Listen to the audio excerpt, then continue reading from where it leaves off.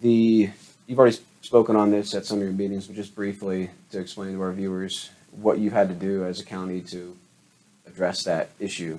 Some people might not even be aware that there were errors on approximately 2/3 of the mail-in ballots, which meant they could not be scanned into the scanner, and so you had to count them, redo them by hand. Can you just briefly explain that process? Sure.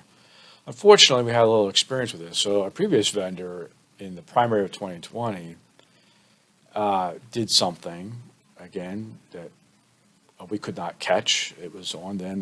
They took responsibility for that. But those 12,000 of the mail ballots could not be scanned for a different reason back then. And so we had a little experience with this. And we just basically use the same process. I'll just tell you the process. First of all, when we discover it, we make sure that we understand what happened, and then the staff huddles up. We call both major parties, because it's a primary, and it's the primaries are for the parties. We call them in and say, here's what happened, here's what we understand happened, and here's a recommended process to go forward based on what we know. And that process is the same process we used last year, which is this. The ballots that would not scan are separated out, the ones that will scan, because you can see the code. They were scanned. There were about 4,800 of the 22,000 could be scanned. The other 16,000 plus or minus were then put aside. We asked the ballot printing company to print new ballots that will scan using the right election code and deliver them as soon as possible, which they did. The process then of remarking the ballots began, and that process is this. There are teams of 3 people. There's a person who's reading the votes from the ballot that will not scan.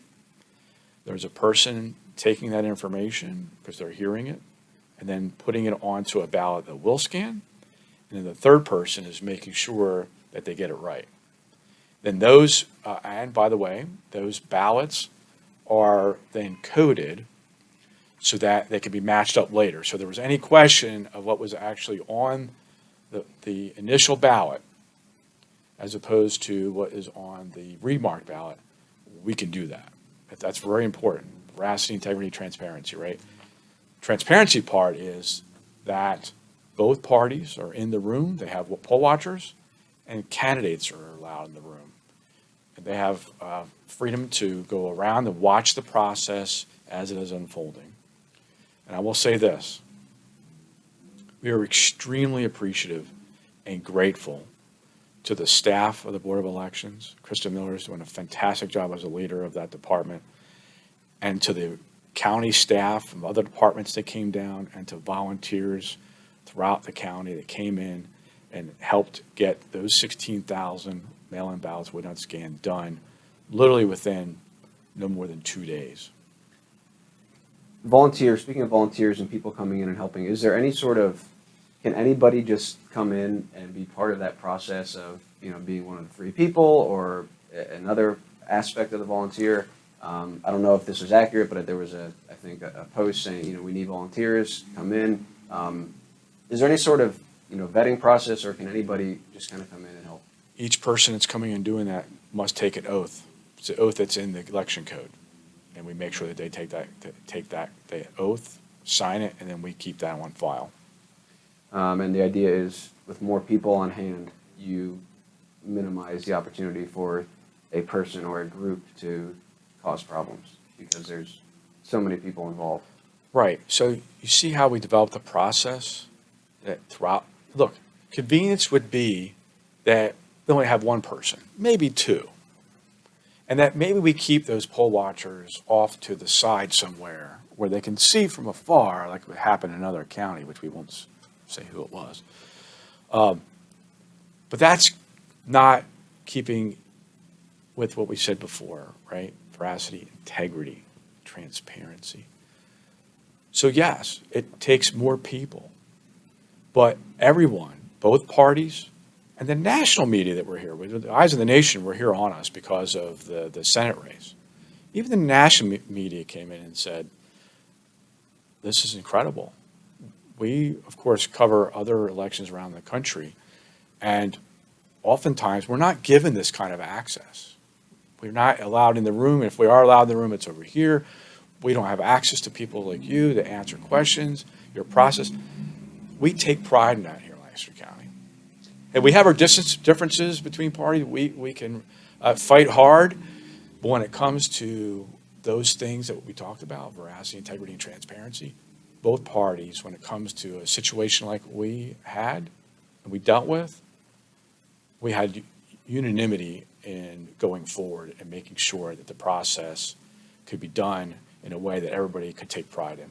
So you'd want people to know that you're doing everything you can here to make sure we have secure and fair elections in Lancaster County, but you have concerns potentially about other counties, given Act 77, given the potential to cut corners and favor convenience over security, that if as a state, even as a nation, potentially, that we don't try to do the things that are being done here to have a secure election, that will continue to really degrade people's confidence in the system.